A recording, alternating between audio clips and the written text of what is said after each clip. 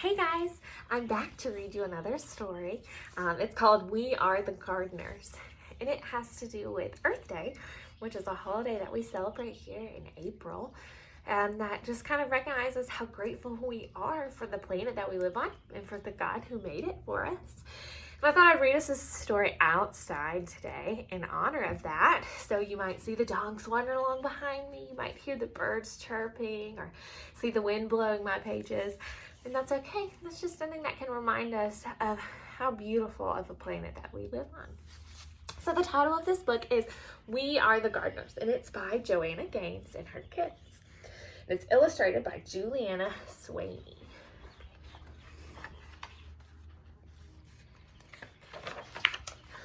We Are the Gardeners.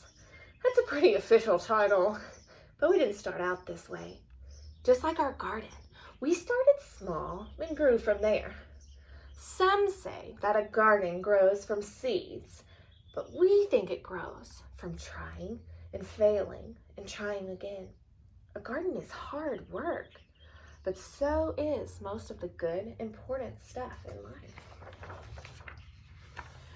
Our family garden story began with one small potted fern. Dad stumbled upon it at the hardware store when he ran in for some supplies.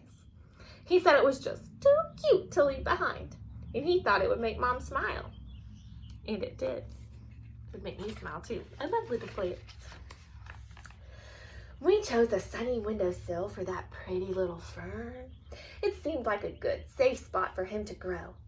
This was back when we were little kids, but we still remember visiting the plant each day to give him a drink. And sometimes we'd even whisper to him a bit. And then, plot twist, out of nowhere, our fern died. Death by overhydration. That's just a fancy way of saying we gave him way too much water. Looking back, each one of us must have watered him every day. That's a lot of drinks for a little plant. By mistake, we loved that plant to death. Some people tell themselves that they are no good at something after one small failure. But no chances were we going to give up that easily. So, we checked out some books from the library, and we found out that ferns can be tricky and prefer to live in a shady spot. Remember they had put it in the window where the sun shone on it? Apparently, a plant's leaves can communicate to us what they're needing. We also learned that most plants have good manners and like to sip, not gulp. Lessons learned. So that means that they needed to water it a little more gently, not as much. Dad got us a fresh fern, and with it came fresh hope. This time, we set the pot on our piano, way on the other side of the room, where the sun wouldn't give him so much attention. We made a watering schedule and took turns saying a lot of nice things to our little sprout of a plant. And fern number 2 lived and thrived and grew, and finally, Mom got him a little potted friend. See all the little plants they have up there? And then another, and then 1 or 2 more. We noticed that talking to our plants actually helped them grow bigger and stronger. So we added some songs and jokes into the mix. Unlike when we overwatered, 0 plants died from us talking too much. Pretty soon, plants were taking over the house, and Dad said it was time to graduate to outdoor gardening. Mom was as excited about the new outdoor garden as we were, and she started talking about it with a dreamy look in her eyes. That's when Dad called a family meeting so we could come up with a real plan. We all gathered around the kitchen table and got to work dreaming, planning, and drawing things out. Look, everyone's helping, even the littlest kids. Gardening can be done by any age. We knew we needed a sunny place, a place where the plants could sunbathe for at least 6 hours a day. We'd be red as radishes if we did that, but plants just love it. And more than that, they need it. In the garden, there's no life without light.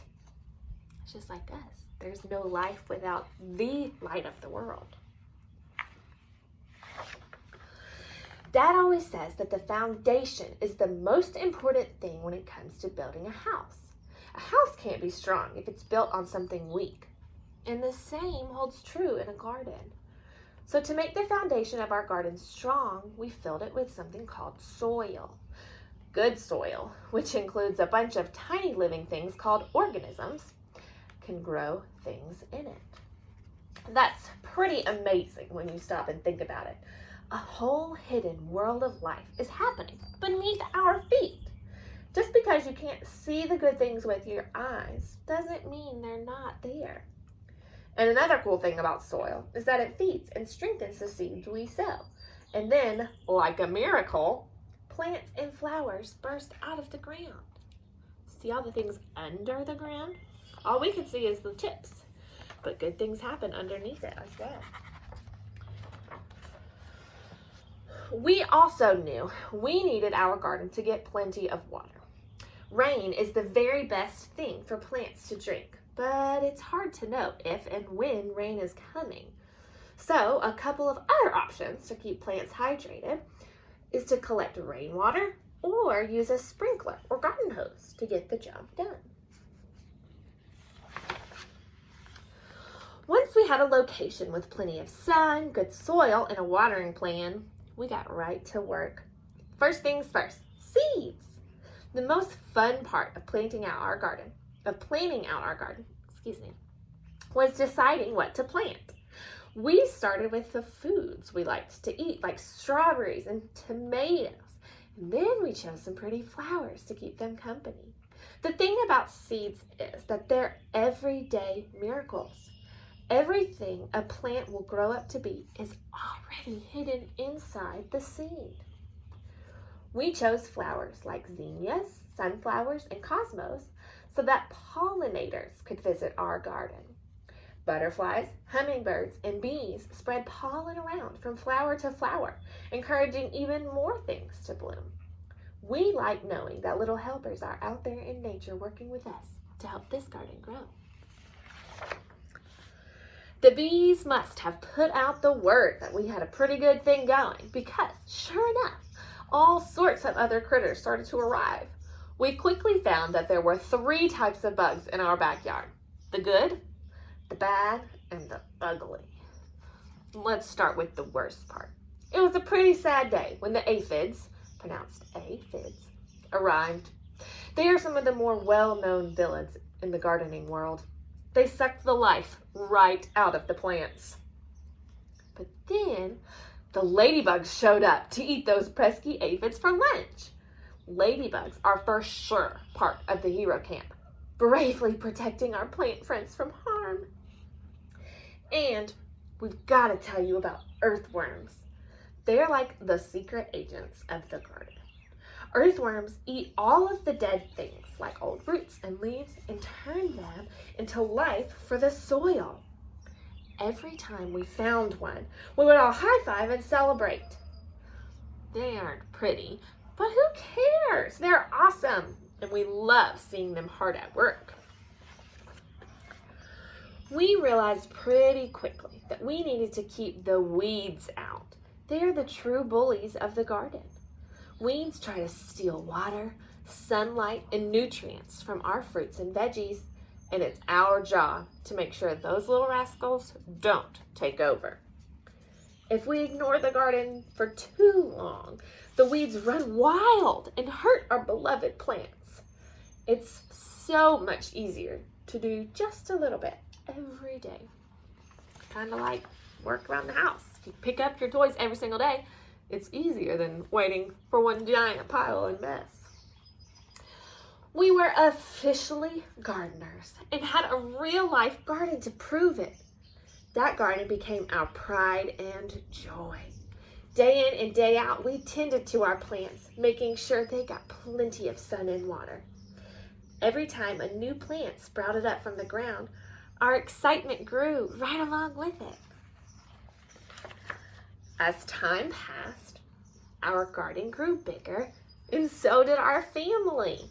When our garden was finally in full bloom and growing tall, we'd run through the aisles and watch the butterflies flutter around us. Oh, that's so beautiful.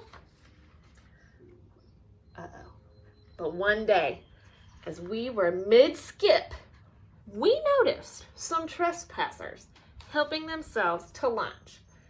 And by lunch, we mean half of the garden. Animals may look cute and innocent, but some, my dogs are speaking up for the animals, but some have a sneaky side.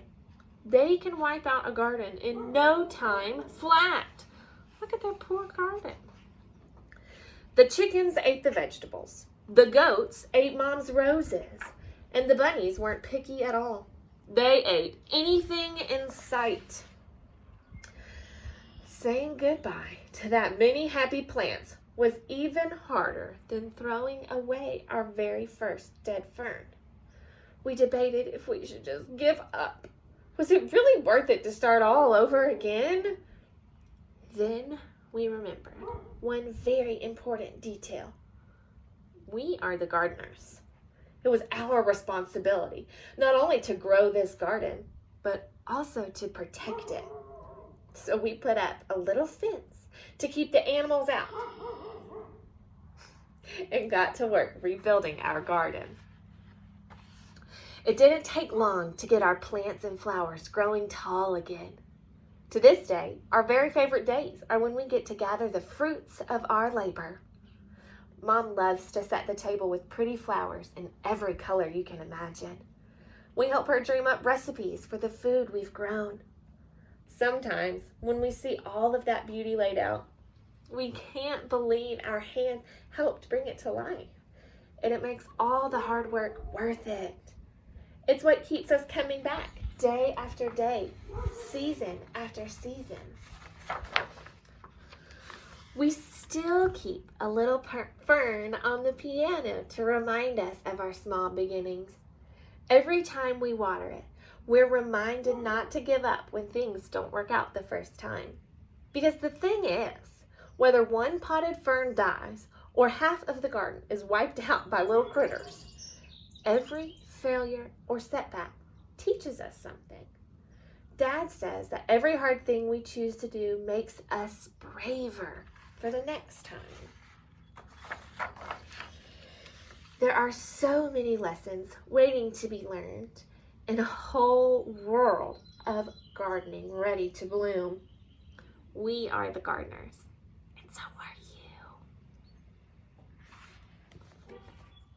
you. I hope you guys have a wonderful Earth Day and thank God for the beautiful things He's created. Nova came by to say hello too. Bye, y'all.